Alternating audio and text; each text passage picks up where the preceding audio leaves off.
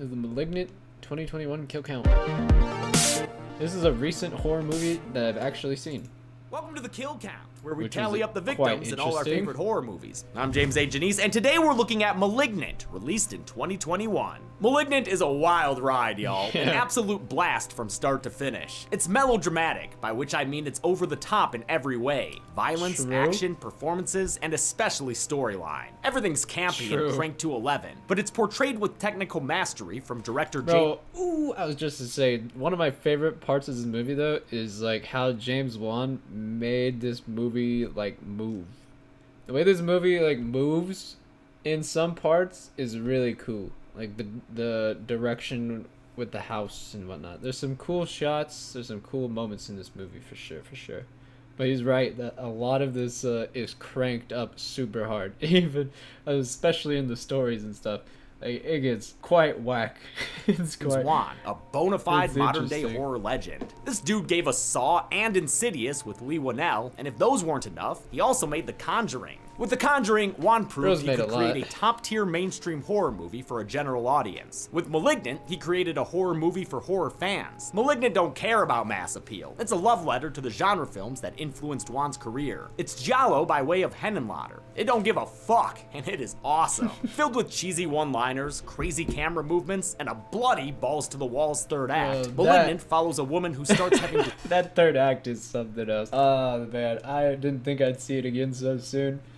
Oh man, it's such a treat. disturbing visions of a series of murders. That dry synopsis doesn't even begin to do the movie justice. There are so many cool ideas and moments. I'm shocked and glad Wan True. didn't limit himself when it came to using them. If you haven't gotten Malignant spoiled for you yet, I strongly encourage you to pause this video and go watch it for the first time. I really wish I could again. That's It's a a fun non-stop movie. parade of what the fucks and is this serious? Will a James Wan It's fun.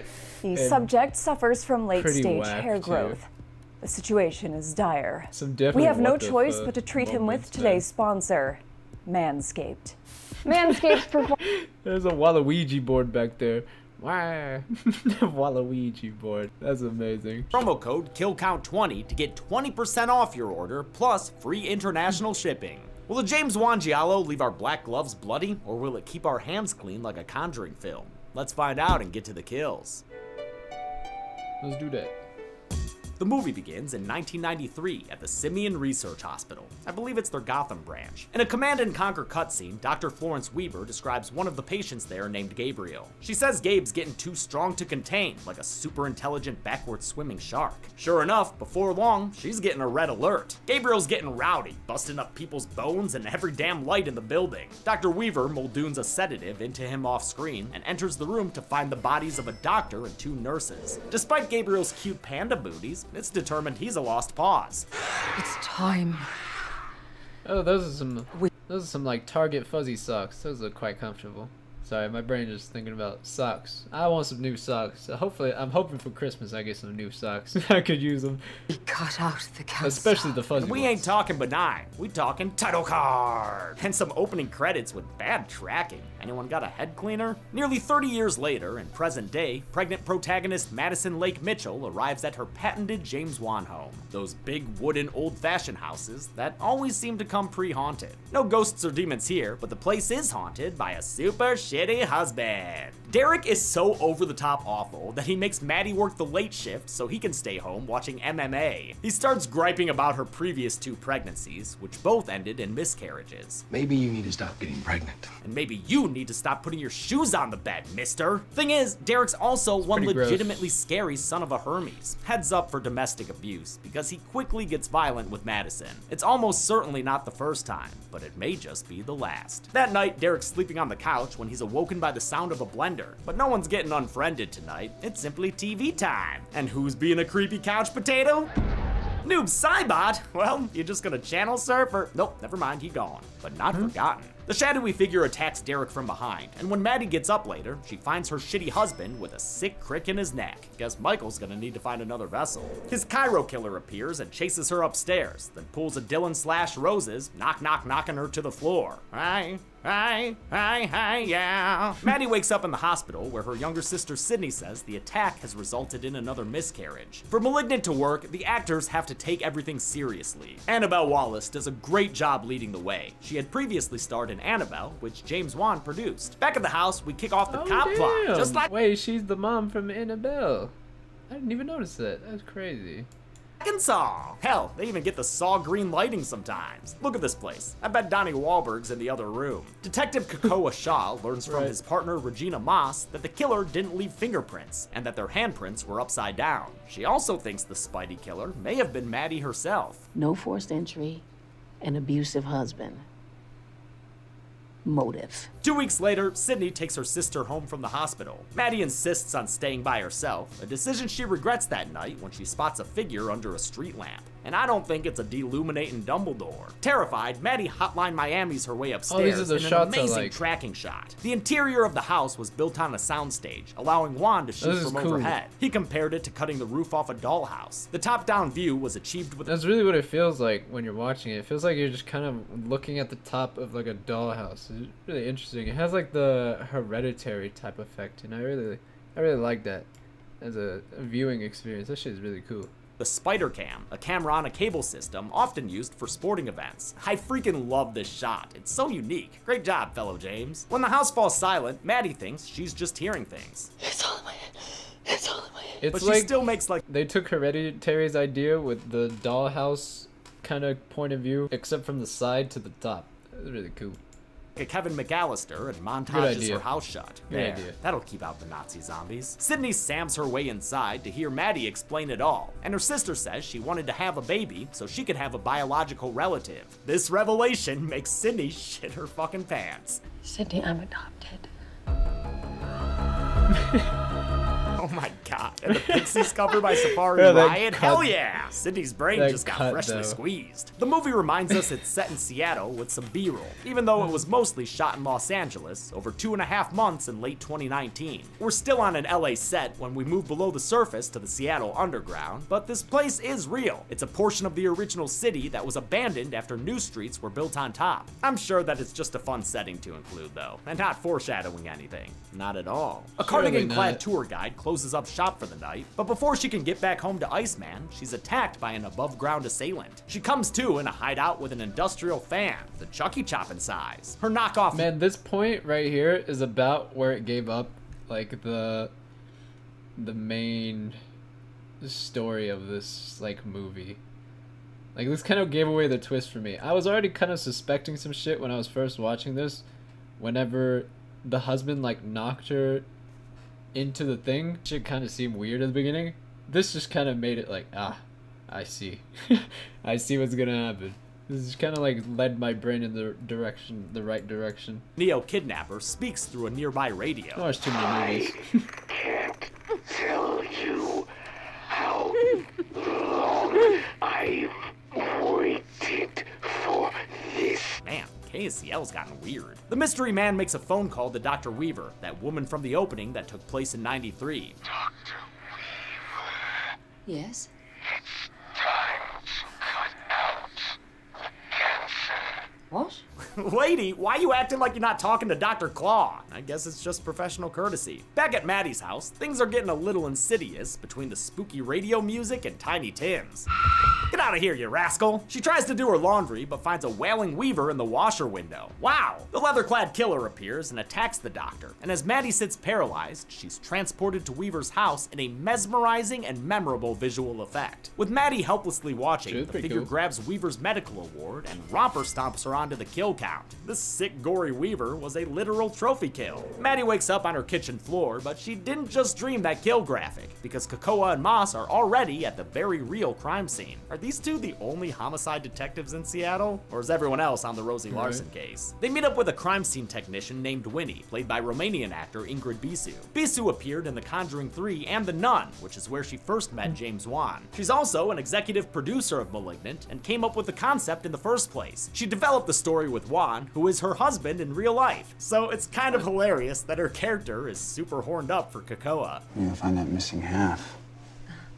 Yeah, don't we all? Winnie believes that whoever killed Weaver is also behind Derek's This is quite death. She interesting. notes the murder weapon was Weaver's Staff of Interesting Hermes fact. statue, which was visible in her video diary at the start of the film. It's currently missing its top half though, since it's back in the industrial fan club, getting pounded into an awesome giallo jabber. In a less grungy part of Seattle lives Dr. Victor Fields. He was Dr. Weaver's colleague at Simeon and is now worried that her death was targeted. Foreboding static cuts his phone call short, but the sequence is all build up and no bite, since Fields gets in bed without his ankles getting hostile. The only person getting jump scared here is Maddie, who finds herself as Fields' unwitting bedfellow. The leather-clad figure appears and clambers over Maddie like he were Samara coming out the well. Ugh. I bet that these hair dream smells sequences like were quite sour, interesting. You know? The killer starts riding Fields like a cowboy. And the way and it gets the moves with all the the moving furniture and shit, the spawning furniture and shit. That shit look quite interesting. This rodeo started by stabbing the dude's face, leaving behind a Socrates pool of blood. The figure turns towards Maddie, but she strikes out of her dream of Fields before she can get a closer look. Wink! Her screaming gets the attention of Sydney, who's been staying with her ever since Dr. Weaver's murder. She takes her sister down to the police station, where she suggests Maddie might have developed a psychic bond with the killer. The detectives are dubious, but Maddie remembers a last night in A Soho psychic sign bond. outside Fields' window, so she's able to take them to the alleged crime scene. Kakoa and Ma search the building and find Dr. Fields' house-sized penthouse apartment. Being a black market surgeon sure does pay well. They also find the doctor himself, although it looks like he won't be getting another regeneration cycle. Back at the station, Maddie provides a description of the murderer. So I'm putting out a bolo on Sloth from the Goonies. This movie makes me laugh often and a lot, but special shout out to Michelle Brianna White as Detective Regina Moss. She and George Young do a great job delivering all this hard-boiled dialogue. While Juan and Bisu developed Malignant's story, the actual script was written by Akela Cooper, a screenwriter whose only other feature had been 2018's Hellfest. The next movie she's written is freaking Megan. I can't wait. Oh, Maddie that AI excuses team. herself to go to the bathroom. That thing looks Perilous crazy. decision in a James Wan film. Right on cue, the lights flicker and Maddie gets a sinister phone call. Hello?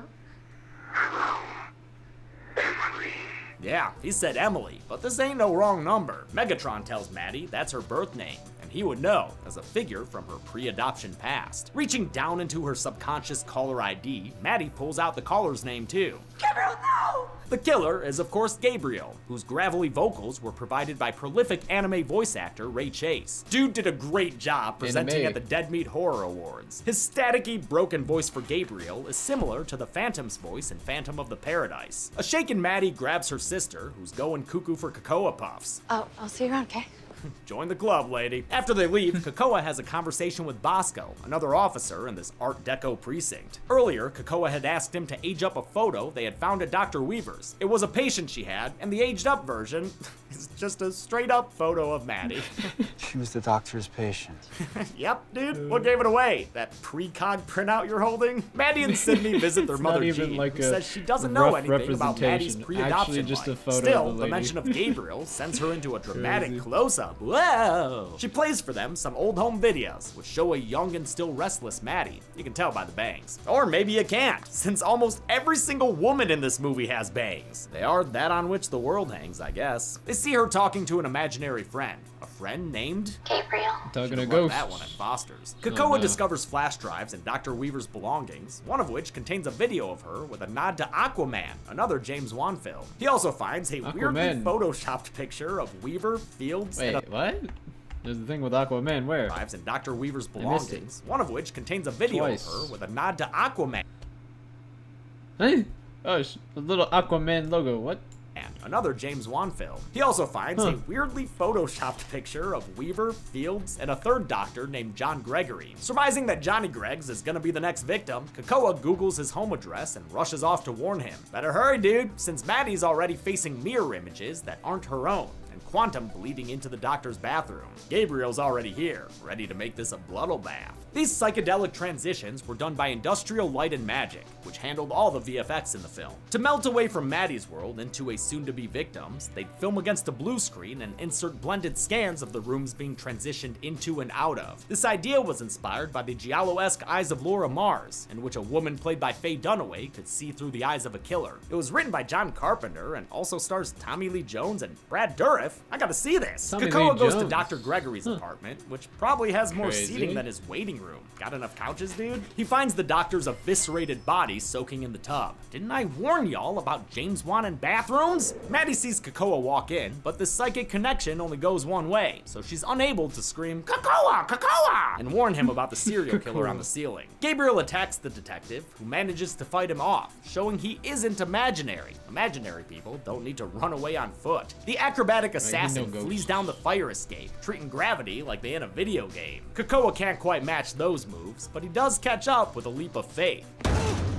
Oh shit, Kakoa, you a badass. He chases Gabriel into the Seattle underground and follows him so far he ends up in the further. Gabriel attacks him from the top of a stagecoach, but Kakoa's no John Wayne and fails to land a shot on the fleeing murderer. The detectives decide to help jog Maddie's memory by bringing in a hypnotherapist. She's played by Paula Marshall, who we saw as Terry in Hellraiser 3. Good to see her again. Under a trance, Maddie recalls a moment from her childhood when she was blamed for some sugary sabotage. You ruined your mother's cake. I didn't, it was Gabriel. Her father here is played by Andy Bean, who was Adult Stan in It Chapter 2, while young Maddie is played by 13-year-old McKenna Grace, whose career is already full of horror, including The Haunting of Hill House, Annabelle Comes Home, and an Amityville movie. She's a pro at playing younger versions of characters. Tanya Harding, Sabrina the Witch, Captain Marvel, and even Daphne. Young Maddie gets a phone call from Gabriel, who suggests she nab herself a slice of This cake. little lady being before like she can everything. cut in, a Not familiar everything, but you transition know what I mean. reveals that she's actually She'd about be- to cut into she'd be her going. unborn sister. Love the interest in She'd be going obstetrics, crazy. Maddie, but that bun needs more time in the oven.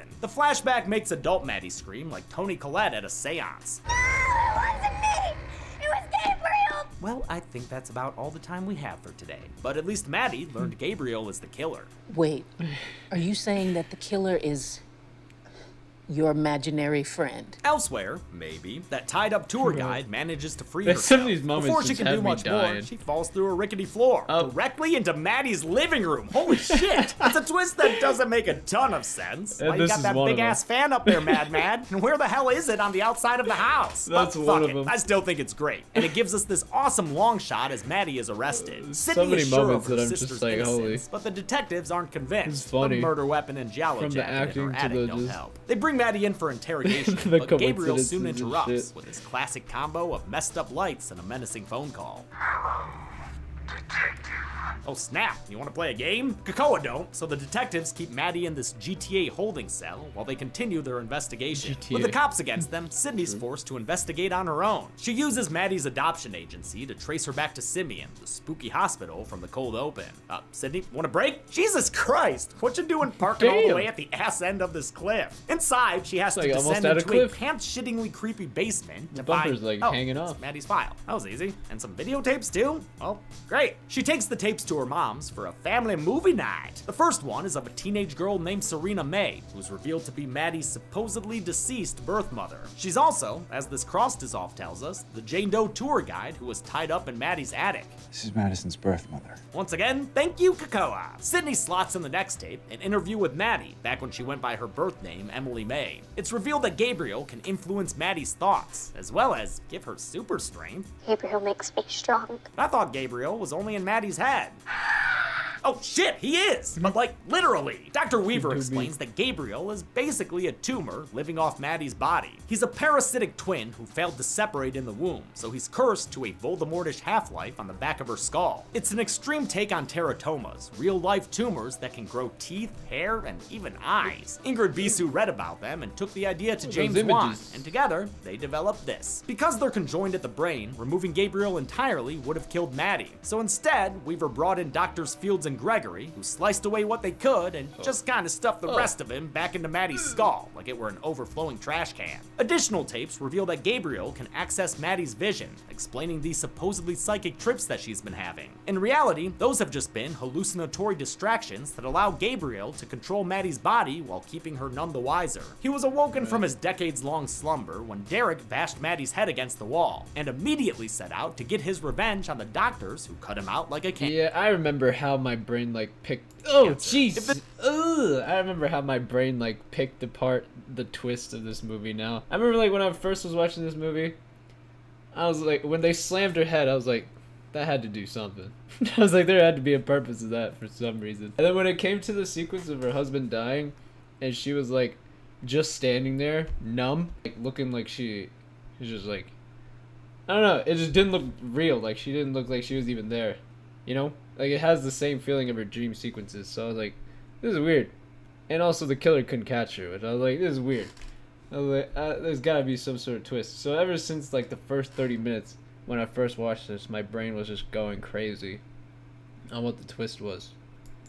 The situation sounds familiar. My brain familiar, then you know you're called classics. My brain or be at least moving our crazy. studious little meaty. This is, in fact, the exact Like plot Basket, of yeah. Frank Henenlotter's Basket I've seen too many Case, movies which is to, one of the like, best worst things ever made. My brain just Seriously, picked if you it haven't apart seen it, too fast. I mean, you gotta. It's become a part of Dead Meat lore. Belial is my little Twitch guy, after all. And last Halloween, Basket Chelsea Case and is I fun. dressed as Gabriel and Dwayne from Basket Case. Her Gabriel was terrifying, thanks to the mask made by our friend Ivo Trees, which I'm reusing here on the set. The movie's Gabriel is a combination of practical and digital effects. In the videotape, McKenna Grace is wearing a dummy made by a team at Spectral Motion, working under project manager Kevin McTurk. The only digital effect in this scene is the VHS distortion, done by compositing supervisor Charles Lai. Back in the prison cell, Maddie's in some deep red shit, getting harassed by a prisoner named Scorpion. She's played by New Zealand stunt woman Zoe Bell, a Quentin Tarantino regular. Things devolve until Scorpion and this superfly chick start tenderizing the fresh meat. Damn man, where are the guards? The abuse causes sparks to fly, and Maddie gets up as Gabriel tags in. He starts peeling off the back of her head. Jesus Christ, where are the guards? We get a proper look at This is when Gabriel the shit living goes tumor to, like, as he peekaboos through Maddie's skull, revealing the a killer's whole nother unnatural level of movement as a result of Maddie's body crazy. being piloted backwards. With Gabriel fully at the wheel, he kicks things off by ripping out the throat of Beta, the disco inmate, who was very much not staying alive. Gabriel proceeds to fucking massacre this cell block tangle of ladies, though to be fair, most of them had it coming. He punches through stomachs, snaps bones, and stomps heads. Good God almighty, where are the guards? While Scorpion screams for the friendship code, Gabriel fatalities True, and that's what I was brutalities saying. the other women off screen. When an officer finally comes to check out all the screaming, we see 9 additional Right bodies, after all give of or them take a couple have hot just been limbs. wiped. Damn, Gabriel. The Gabriel lifts squad has Scorpion been up by wiped the and he eye came through sockets and uses last her body second. as a shield against the officer's gun.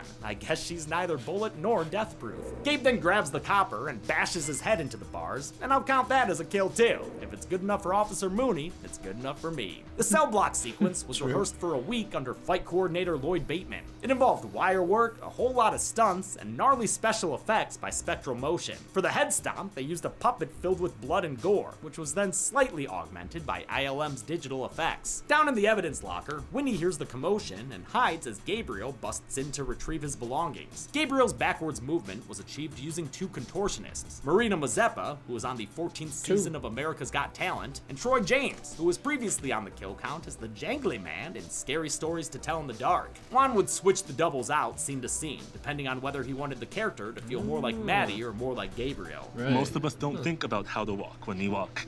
And all of a sudden now you're thinking, wait, is it left arm forward, right leg first, or trying to be natural but backwards? Sometimes though, like the fire escape scene, a Damn, full that sounds hella CG Gabriel confusing. was used, created by ILM hella based on motion confusing. capture scans of Marina Mazeppa. The Ukrainian Mazeppa seemed to shoulder most of the work, performing stunts while wearing a fully articulated animatronic mask. She wore a mechanical rig on her chest that allowed the effects team to operate Gabriel's face. That's what's so impressive. Gabriel's nasty face is mostly a practical head designed by Mark Satrakian. It looks like ILM's minor digital adjustments brain Thing from including Ninja adding a Turtles, skull like, layer, man. adjusting the edges of the wound, and exaggerating the animatronics' expressions. Krakoa and Moss return to find 3 Popo that are no-mo in the locker room. This is just the calm before the storm, though, because Gabriel is the natural-born killer. This is where He shit stabs gets 3 even more poor crazier. bastards who happen to be standing by the doors. He then kicks off an incredible oneer filled with hacking, slashing, and a sprinkling of friendly fire that takes the lives of 6 more officers. While Samara is weaving around with ease, dodging bullets like he's the one, Krakoa and Moss pass by 2 more bodies on their way in. While they try to provide backup, Gabriel slaughters pretty much everyone else in the precinct. Damn, Seattle's gonna be having processions for like a week straight. There's one more detective whom Gabriel aggressively disarms, but I won't count her as a kill. He gets distracted before finishing her, and I'm assuming she's saved by medical personnel. This iconic sequence at the police station is another achievement of fight coordinator Bateman and stunt coordinator Glenn Foster, who's been the stunt double for Robert Downey Jr. Everything had to be perfectly on the Iron mark, Man. since the scene was filmed using a pre-programmed robotic camera that would move around to follow the choreography. Here, Gabriel was played by stunt double Solomon Brendy, who performed the scene in a motion capture suit so a digital model could be added in post. Solomon Brendy, 1 kills 2! Gabriel lands critical hits on both Krakoa and Moss, then makes another instant horror memory by sniping them across the room with a fucking chair. Hell yeah! Chairs! He must be feeling charitable. I forgot about that. He straight sniped Could him, be man. added in post. Solomon Brendy, Oh, 1 that kills was 2. so Gabriel funny. lands critical hits on That was both Krakoa hilarious and when that Moss, shit then makes happened. another instant horror memory by sniping them across the room with a fucking chair. Hell yeah! Chairs! He must be feeling charitable since he leaves without that finishing shit them was off. so Winnie good. finds the detective duo and delivers Oh, another man. hilarious line. Why am I calling the police? As she gets medical attention from Moss, Krakoa rushes towards the hospital, where Sydney just There's arrives so many to parts see that just Serena give a May good little after laugh. learning that she's Maddie's birth mother. A grumpy security guard gets in Sydney's way, but a psychic blast from Grinchy Gabriel makes his pacemaker grow 3 sizes that day and explode. The half-boy appears and slashes at Sydney like this were Scream, but before he can finish the job, Krakoa arrives, guns all ablazing. Krakoa, the island that shoots like a man. Gabriel puts the detective down, but not out, then flips a whole goddamn hospital bed onto Sydney. Injured, she tries reaching out to her sister by revealing one last sick and twisted revelation. Gabriel's been the cause of all her miscarriages. He was feeding off of your fetuses to build himself back up! Yep, that line was written and delivered in a $40 million movie. I love it. Maddie tries to turn control of her body up to 11, hoping to stop Gabriel and save her sister. Yo, what? No, Gabriel, stop this shit! Quit killing Maddie's family because you lime green jello! Luckily, there's no need to rewind like funny games, since it turns out this time, Gabriel It's is the just a one in the mind dream. prison. Maddie reveals that their connection goes 2 ways. Did you forget? We share the same brain. Gabriel tries to reason with his sister, saying he didn't ask to be tied to her body, and besides, he can drive it better anyway. She ain't having it though, and traps the talking tumor in this Bob Fosse prison of his own mind. Maddie regains control of her body, symbolizing the feminist theme Juan and Bisu wanted to emphasize. She single-handedly frees Sydney from beneath the hospital bed, saying that she's had Gabriel's strength all along. She's Or the maybe one. It's the Premison. As Serena looks on, Maddie wraps up her character arc with some sisterly love. All my life, I've yearned for a blood connection with someone, blood or not. You will always be my sister. The movie ends as the sisters embrace, with an That's electrical nice. hum signaling that Gabriel isn't entirely gone. How many victims did this cancer cut out? Let's find out and get to the numbers. Hello, James A. Janice. Gabriel? Ha! Hey man, I've been meaning to ask you, what's the deal with you controlling electricity and shit? Never mind. I've waited so long for you to count these kills. Well, it's an honor, man. I'm a really big fan. We'll wait no longer. Let's see if you still say that when I make you dead meat. That transition though. Oh man. What a fun movie. 46 people died in Malignant, with the victims consisting of 22 men and 24 women, giving us an impressively equal pie chart considering the number of bodies. Also, mildly interesting that out of 358 kill counts, this is the first one with 46 victims. With a runtime of 111 Only minutes, one. that left us with a kill on average every 2.41 minutes. I'll give the Golden Chainsaw for coolest kill, collectively, to the 6 officers killed in Gabriel's incredible one-take kill streak. Seriously inspired Pretty stuff crazy. there. here. Dull machete for lamest kill will go to that slow-ass motherfucking guard who got his head bashed against some bars. Dude, where were you? And that's Right. it. Malignant came out in 2021. Another honorable mention that isn't a kill but is absolutely hilarious is that chair though. That chair had me dead both times. Where is it at? It just comes out of nowhere. Gabriel lands critical hits on both Kakoa and Moss, then makes another instant horror memory by sniping them across the room with a fucking chair. Hell yeah, chairs! He must be the cheers. Right, bro, the way he fucking lobbed that thing is just hilarious. for you. And that's it. Malignant came out in man. 2021. It didn't do great at the box office and was a little divisive among fans, but a Yes. lot of us loved it. It got more nominations at the Dead Meat Horror Awards than any other movie It's that kind of year. whack. Until next time, I'm James A. But it's Janice. fun. This has been The Kill Count. I have moments where I enjoy it, moments where I'm like, oh man, they kind of pushing it. But overall, it's an interesting movie.